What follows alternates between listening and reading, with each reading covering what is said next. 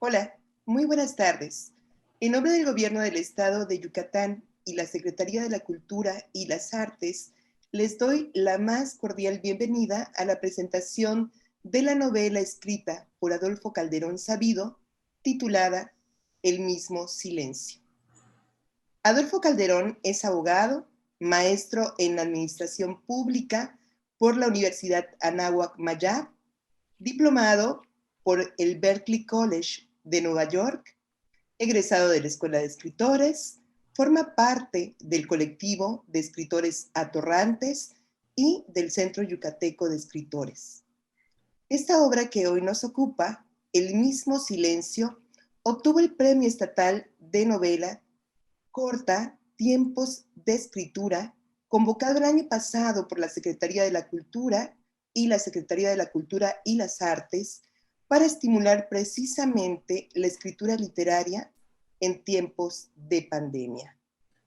La obra, que aborda desde diversas perspectivas y fragmentos de la vida de un personaje significativo para la historia de México y por supuesto de Yucatán, es una coedición de la Secretaría de la Cultura a través del Programa de Apoyo a las Instituciones Estatales de Cultura 2020 y la editorial Nitro Press.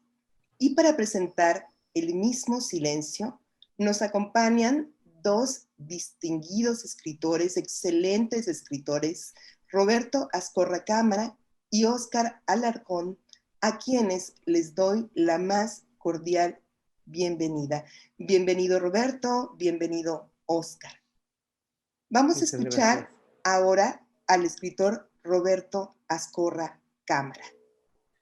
Estoy muy agradecido por la invitación que me hicieron para presentar este libro, un libro que conocí en una versión no impresa, que tuve la oportunidad de leer y ver toda esta estructura, y de allá me salió una duda y una pregunta que siempre me rondó desde mucho tiempo. ¿Qué pienso cuando escucho hablar de Salvador Alvarado? Y esta es una respuesta que creo que mucha gente en Yucatán, sobre todo, se va a hacer. ¿A qué estamos ligados a la historia de Salvador Alvarado? Y lo interesante de esto es de que está ligado a lo que decían la prensa de la ciudad de Mérida, que era un hombre que manchó la catedral, que ofendió a los católicos de Yucatán, de un hombre que era salvaje, que era un hombre que venía a irrumpir con las tradiciones. Y eso es lo que recuerdo de Salvador Alvarado. Y siempre había tenido esta idea de ese personaje bastante nebuloso en esto. En realidad, Salvador Alvarado, como tantos héroes revolucionarios, era una persona de carne y hueso, como Olegario Molina, que era su antítesis, que Olegario Molina era exactamente igual. De hecho, en un comentario que le había dicho a Adolfo en la escritura de su novela, que eran dos personajes totalmente opuestos, pero que eran muy, muy parecidos. Era el tema del machismo, de la propiedad, de la apropiación del cuerpo ajeno, sobre todo de las mujeres. El tema de la novela está bien reflejada en ese sentido, y me parecía, se lo comenté a Adolfo en una ocasión, que se parecía a este hombre al Citizen Kane. Este Kane que había hecho mucho dinero y que había hecho una fortuna, pero en el fondo estaba quebrado. Tanto estos dos personajes que son dos polos opuestos, pero que en realidad eran un círculo en esto. La novela transcurre en un periodo en un periodo quizá como de 10 años quizá, desde Olegario Molina, que está en el exilio, pero recuerda de una manera perversa la violación, el derecho de pernada que tenían los hacendados anteriores de la época hacendada, y transcurre también en su época de gobernador. cuando era y conoce a la que sería su esposa yucateca de Valladolid, y transcurre también en la vida de Olegario Medina en el exilio, pero también, de Salvador Alvarado, también como gobernador que conoce a algunas personalidades. Yo creo que esta novela no es una novela histórica, sino es una novela de dos personajes que viven en un tramo de la historia, que cuentan a través de los ojos propios, que es una de las cuestiones que uno se engancha a leer esta novela. Cuentan a través de ojos propios la forma en la que vivieron un periodo de la historia prácticamente desconocida en todo el país y aquí en Yucatán también. El poder que existía y que existe entre la iglesia y el Estado, que también ayudó a esta imagen que se daba de lo fuereño aquí en Yucatán y de lo local, que fue desde finales del siglo XIX hasta nuestras épocas, ¿no? El famoso Watch que viene y que viene a irrumpir con nuestras costumbres porque somos buenas gentes. Los que vienen de fuera son estos. Y se refleja bastante bien en esta idiosincrasia que va en toda la novela, este periodo histórico que además mucha gente desconoce y que cuando se habla sobre estos temas, como que todavía causa, en pleno siglo XXI, escozor de pensar que se sigue pensando de la misma forma, pero está maquillada ahora la cuestión de cómo ver a la gente fuereña. Antes eran los intervencionistas porque no hicieron que se divida Yucatán en varios, en Campeche, Quintana Roo y Yucatán, y ahora se habla de que los fuereños se están quedando con las cosas que habíamos conseguido durante mucho tiempo. O sea, la parcialidad de una visión que también está impulsada por estos medios. En lo particular, en la lectura de esta novela, me reavivó el interés por revisar exactamente qué periodo de la historia es. Por eso digo que no es un libro una novela histórica, sino es una novela que me da una curiosidad para saber cómo era esta gente, cómo vivía y cómo en pinceladas, porque es una novela fragmentada, en pinceladas nos va mostrando este periodo y cómo eran estas cuestiones del poder de este patriarcado de estos dos personajes tan poderosos que los representa así Adolfo en su novela. El poder de querer tomar lo que les corresponde o los que consideran que les corresponde.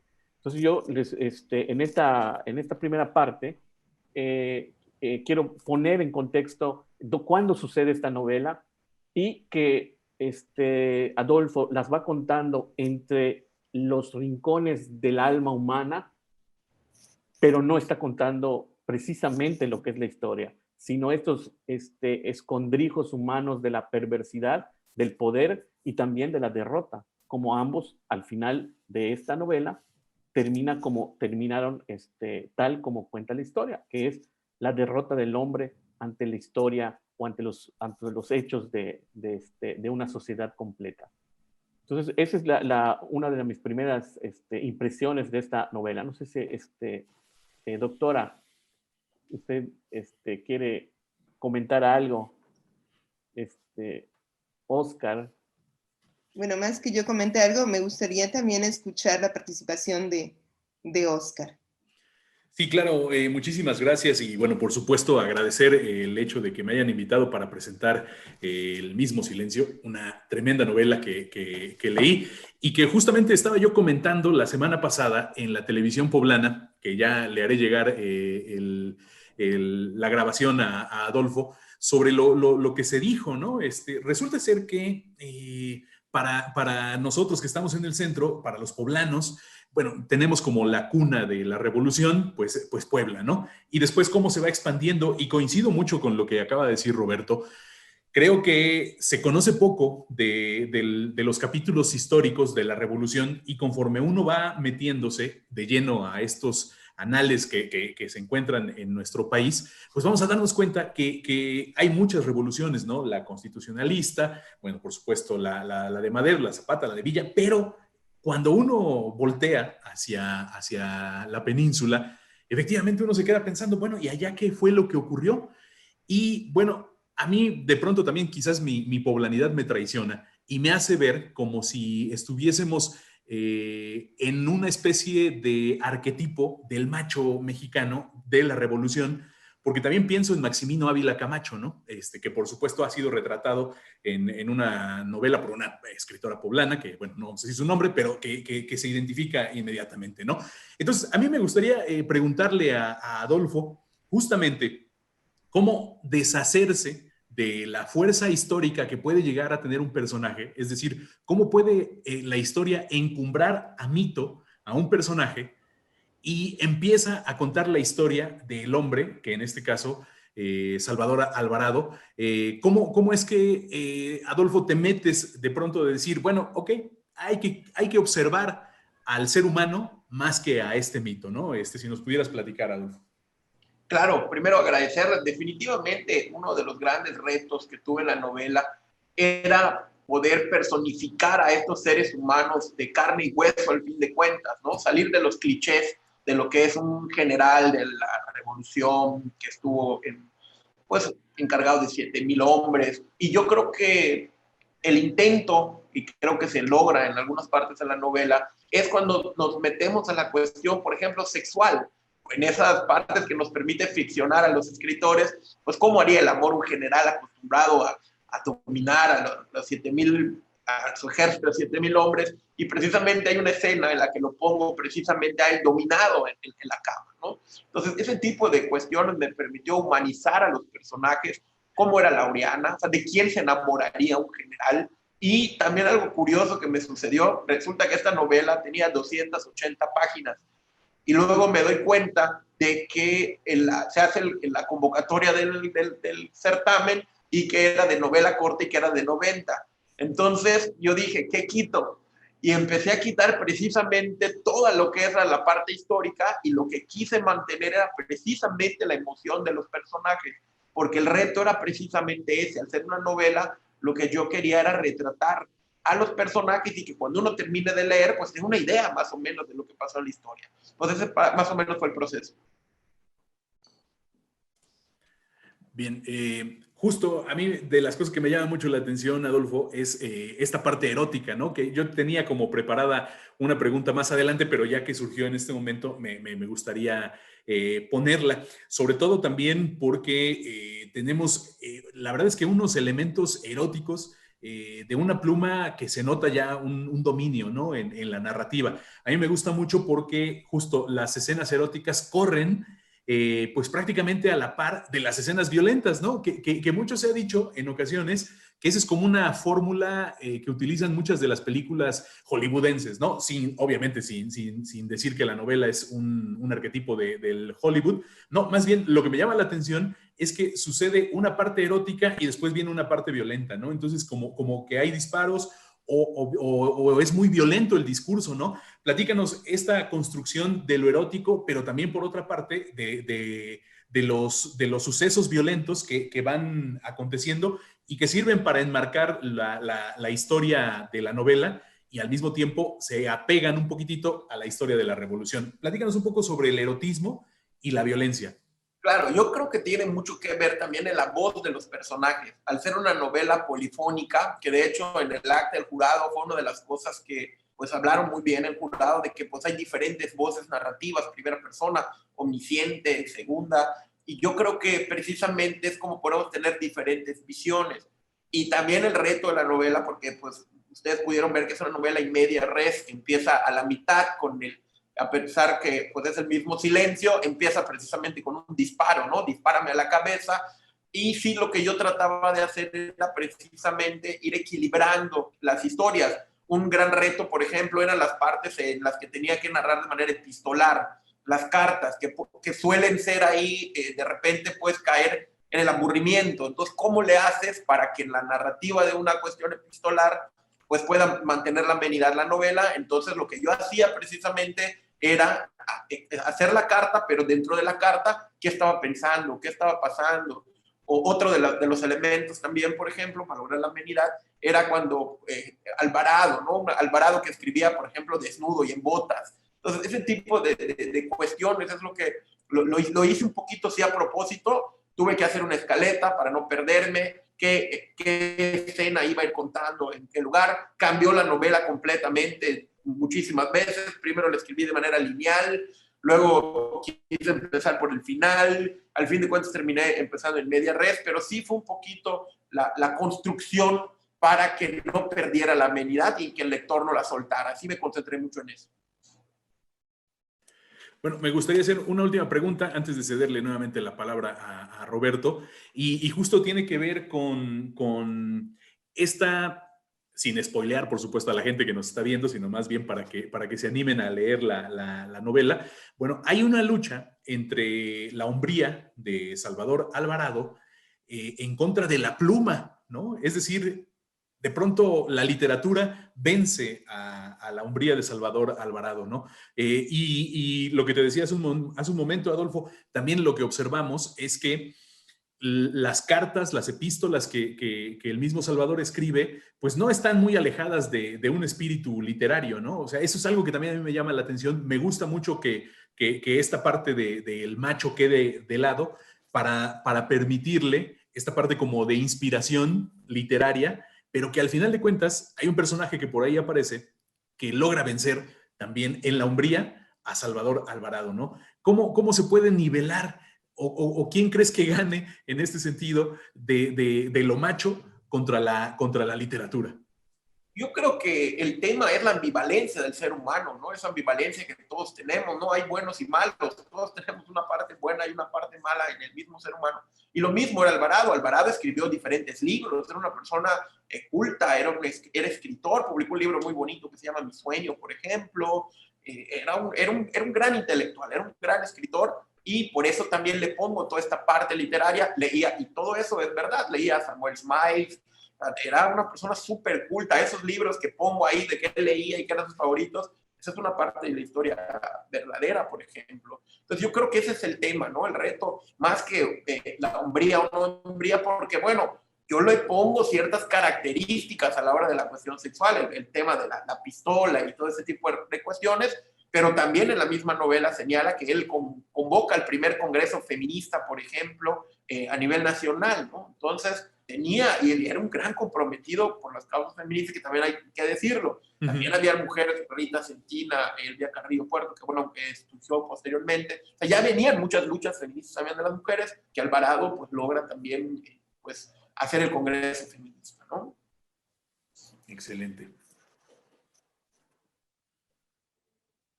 Vamos a escuchar ahora de nueva cuenta al maestro Roberto. Hola, muchas gracias. Bueno, ya que se está animando con el tema de a ver qué responde Adolfo, hay un tema que está impregnado en todo el libro y me llamó muchísimo la atención porque está literalmente de inicio a fin, que es el alcoholismo, y está reflejado también en el tema de Salvador Alvarado, que el primer estado seco en el país fue Yucatán. Hay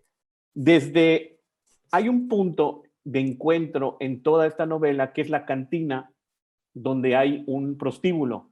Correcto. En la cual están todos, desde los conspiradores para matar a Alvarado, como también están los recuerdos de Oligario Molina transformados en una persona, y este personaje periférico que va a unir en esta cantina todos los hilos, que es un juglar o bufón que va a unir este último gancho que va a ser en esta cacería a Salvador Alvarado, ¿no? Pero siempre está el alcohol, de hecho termina la historia con esto, ¿no? Y está impregnado totalmente en este tema del alcoholismo.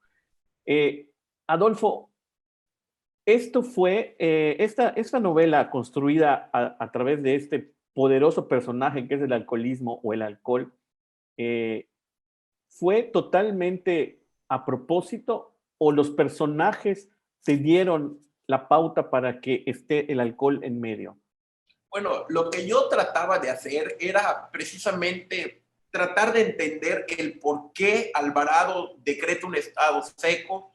Cuando voy investigando sobre la cuestión histórica, que ahí aparece también en un capítulo, el tema de cuando él viene un pueblo y veía al comisario del pueblo y a los policías emborrachándose y hacer una serie de desmanes. Él no bebía, entonces sí tenía una fijación, y siempre yo me preguntaba el por qué, y trataba yo de narrar esos hechos, de tratar de justificar el por qué, lo mismo que la cuestión sanguinaria, por qué Alvarado era sanguinario, y por ahí hay una persona que escribió que porque el tema de su ex esposa, que luego, bueno, ya sabemos lo que pasa para no spoilear, entonces tratar de justificar el por qué y mostrar las dos versiones también, ¿no? Porque en la novela lo que me pareció interesante es que por un lado aparece Alvarado, aparece todas las cosas que hicieron Alvarado, pero también aparecen los otros personajes, los enemigos de Alvarado, los adversarios, que tenían también una misión. Entonces se puede leer esa misión. Y sí, Roberto, yo creo que los personajes me fueron llevando, la personalidad de los personajes, no te puedo decir que fue algo premeditado, que sea el alcoholismo,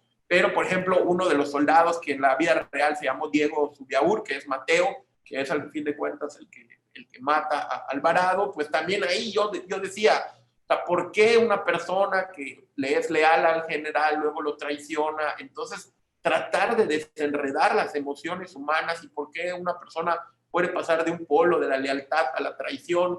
Yo creo que eso es el gran reto de la novela y es lo que me fue permitiendo, pero eso solamente se logra si vives con los personajes, si haces el amor con los personajes. O sea, sí es una experiencia sumamente satisfactoria y es una cuestión casi de locura, ¿no? De repente meterte un poquito en la mente de los personajes, ¿no?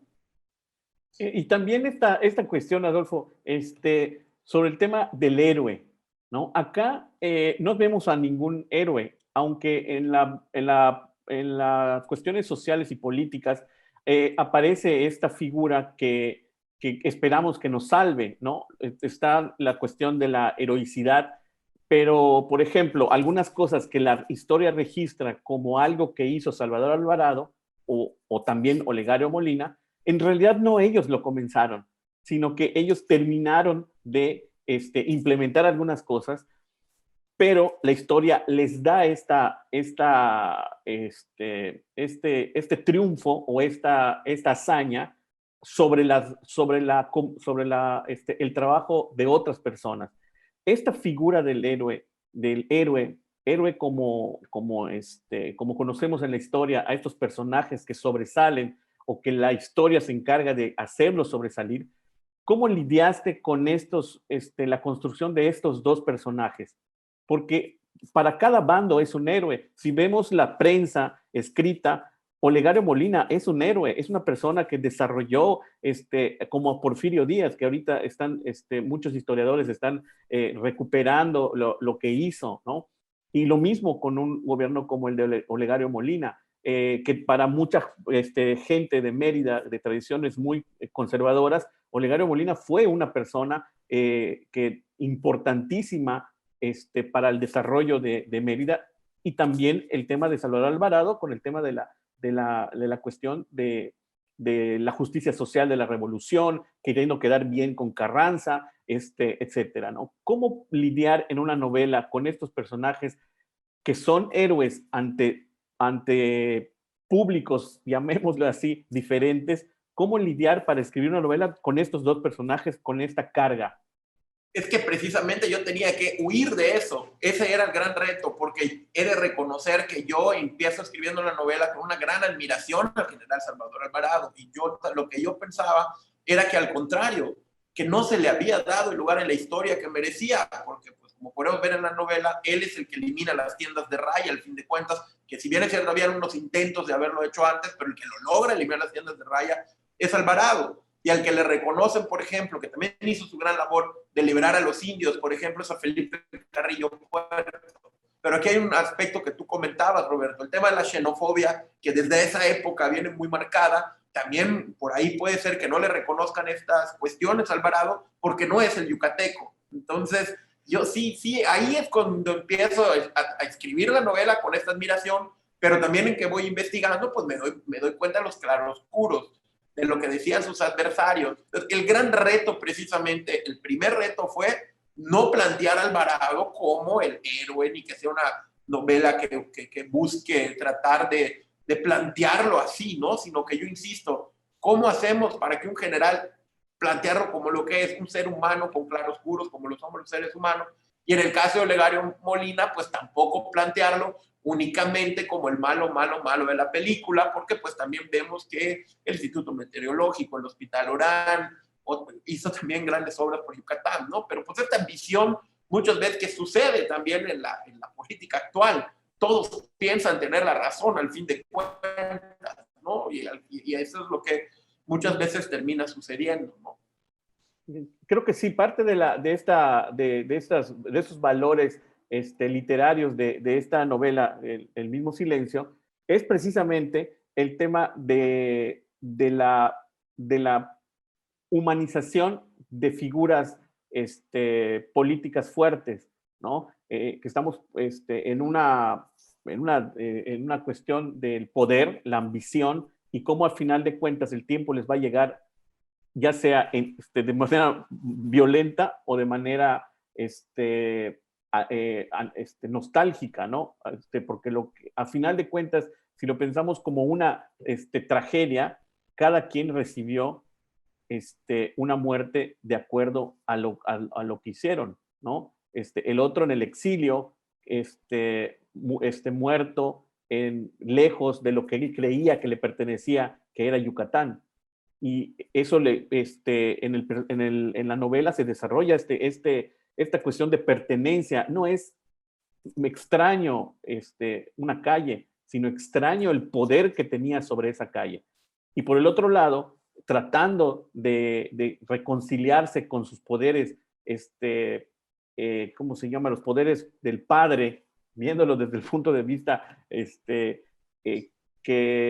¿cómo se llama? Salvador Alvarado veía como en toda la literatura sobre Salvador Alvarado, parecía ser que Salvador Alvarado quería ser reconocido por sus superiores, buscando siempre la aprobación. Y por eso se iba de un bando para otro, tratando de probar que era él valioso. Entonces, si lo vemos desde ese punto de vista, vemos estas líneas delgadas que van llevando y que pareciera ser que es un arquetipo de una tragedia, ¿no? De una tragedia humana, ¿no? Y eso está interesante en esta novela.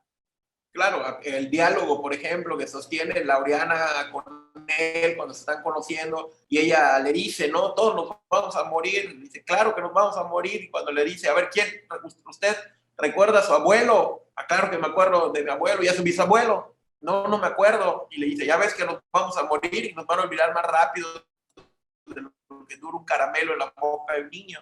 Entonces, más allá del reconocimiento que buscaba Alvarado de lo inmediato, esa obsesión por tratar de trascender en la historia, de ser reconocido más allá, pero al fin de cuentas hay algo tan verdad o que la muerte, ¿no? O sea, al fin de cuentas es un destino del que nadie puede escapar y que pues ahí queda, ¿no? Pues antes de cederle la palabra a Adolfo para que nos comente un poquito más de su novela, yo sí, ahora sí quisiera hacer una pregunta, y es una pregunta de cajón, Adolfo, a lo mejor una pregunta pues sencilla, ¿verdad? Pero bueno, leyendo un poquito sobre la figura de Salvador Alvarado, y que te felicito porque también tu novela invita a eso, ¿no? A seguir documentándose, a seguir conociendo. Y leyendo acerca de esta dualidad del personaje, ya lo decía Valadez, un personaje que de repente es un general y tenemos una idea preconcebida de lo que debe de ser un general, pero también es un hombre que lee y que tiene de alguna manera misteriosa acceso a producciones literarias y sociológicas, de políticas, etcétera, etcétera, que un año antes han salido y él tiene acceso. Y bueno, no sé, esa parte no la conozco, no sé si él las leía de forma directa o contaba con alguien que de alguna manera le comentaba o le traducía. Y con esta dualidad también que tú presentas, ya lo ha dicho un poco Roberto, también Oscar, lo bueno, lo malo del personaje, el héroe, el antihéroe, esta capacidad de traducir lo que lee a cuestiones como la educación o como el Congreso Feminista, ¿no? Pero también esta incapacidad para comprender algunas otras cuestiones de la época y lo demuestra pues, pues los asesinatos, la violencia y todo esto que estamos platicando. A ti, este personaje, ¿qué te deja? Realmente, ¿qué es aquello con lo que te identificas o aquello que te enamora del personaje, tanto como para emprender este proyecto literario o esta obra literaria ya cristalizada? ¿Y qué es lo que te hace rechazar al personaje? ¿Qué es lo que dices? Aquí este personaje no, yo hubiera esperado, yo hubiera deseado desde una óptica siglo XXI que hiciera esto y no fue, ¿no? Bueno, como comentaba, nace de la admiración de escribir la novela y aún así mantengo esa admiración. Es decir, que incluso terminando de escribir la novela, investigando muchísimo, leyendo muchísimo sobre Salvador Alvarado, después de eso lo sigo admirando. Creo que fue un hombre que rompió con muchos de los estigmas. El tema, por ejemplo, de haber liberado a los indios, creo que fue sumamente importante. Lo que hizo el Congreso Feminista, yo sí creo que más allá de sus defectos, fue un gran transformador de la realidad de su tiempo. Creo que fue un adelantado de su tiempo. Y pues evidentemente, pues sí creo que también lo que decían sus adversarios, ¿no? La manera violenta en la que colgaba a la gente, por ejemplo, cuando cometían algún delito, y que eso es algo que yo pude descubrir, que eran precisamente los delitos relacionados con temas sexuales, abuso, etcétera, que yo en una cuestión de ficción, porque no hay nada que lo demuestre, lo ataño a lo que sucedió con su ex esposa, ¿no? Entonces sigo teniendo esa admiración. Creo que lo más importante que me deja también esta novela es entender que muchas cosas no han cambiado, que la xenofobia, por ejemplo, en nuestro estado de Yucatán es uno de los grandes problemas, lo que decía Roberto del odio al fuereño, del rechazo, eso es verdaderamente lamentable. Eso sucedió en 1915 y ahora todavía existe una parte de la sociedad que tiene este rollo de la xenofobia, por ejemplo, ¿no? Eso me deja también eso, y al fin de cuentas, también, a pesar de que en 1915 había una casta divina, un grupo de gente poderosa de dinero tratando de retener el poder, y un general Alvarado que, pues bueno, él representaba otro tipo de ideales, luchando porque el poder pues esté en manos de la otra parte, ¿no? Y que hoy también en el ambiente político también existe ahorita el discurso ese de que si los del dinero o los que no, o los chairos y los fifís, o sea, mucho tiene que ver lo que pasó también y decir, bueno, ¿qué tanto hemos avanzado, no? O sea, estas luchas ahorita de los extremos, que también es una gran enseñanza que me dejó esta novela.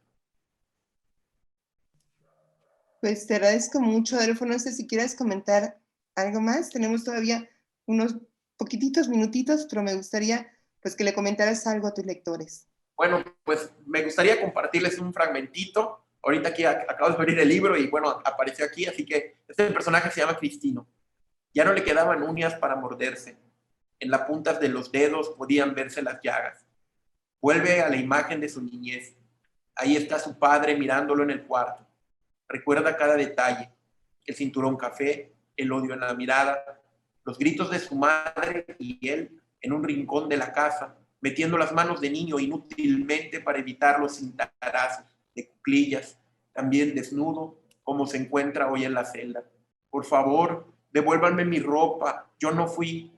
Y sus palabras se estrellaron en el mismo silencio de la primera vez. A pesar de que sabía que podía correr la misma suerte de los ahorcados en el árbol de Montejo, no era esa su principal preocupación. Lo que en verdad lo aterraba era lo que pensaría don Olegario Molina al enterarse. Volvieron a él las mismas recriminaciones que de niño lo habían hecho callar. Eres un fenómeno, tienes que curarte. El niño es del sexo feo. Bueno, lo dejo hasta ahí. Pues muchas gracias, muchas gracias. Pues bueno, gracias. Agradecer también, si quedan algunos minutos, quiero agradecer a la editorial, a Lilia Barajas por el gran trabajo, a Nitro Press. Muchísimas gracias, porque creo que como a Mauricio Bares también, creo que como escritor, lo más importante después de años de haberle dedicado de tu vida a un proyecto literario, que la editorial se tome también su trabajo muy en serio, un trabajo sumamente profesional, una portada bien cuidada, el diseño del libro. La realidad es que estoy muy contento con el trabajo final y que bueno, ahora pues tocará a los lectores, que ojalá esté en sus manos próximamente, pues que también sea de su agrado. Muchas gracias, Adolfo. Muchas gracias, Roberto. Muchas gracias, Oscar.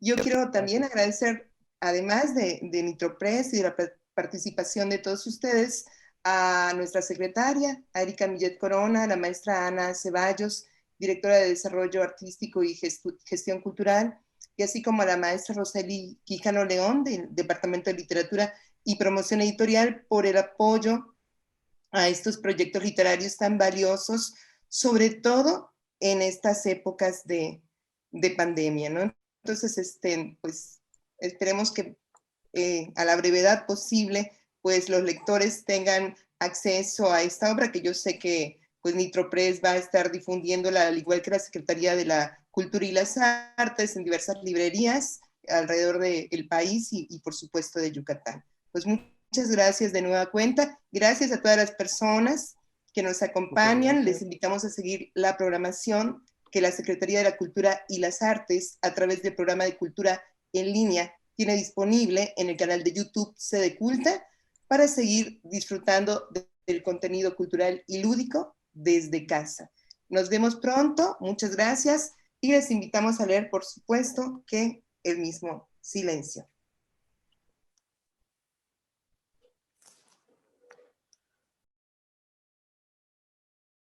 Juntos transformemos Yucatán. Gobierno del Estado.